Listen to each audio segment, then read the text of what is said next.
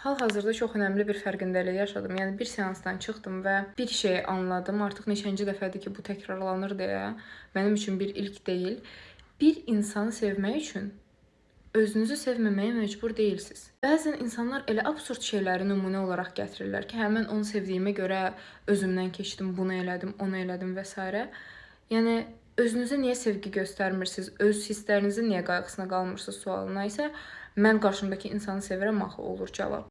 Yəni sırf onu sevirsiniz deyə özünüzü sevməməyə məcbur deyilsiniz. Siz həm özünüzü, həm də onu sevməyə davam edə bilərsiniz. Mən heç vaxt münasibətdə ancaq özünüzü düşünün deyən insan olmamışam. Çünki münasibət bir komandadır və münasibət qurursunuzsa istər-istəməz həm özünüzün, həm də qarşı tərəfin hisslərinin qayğısına qalacaqsınız.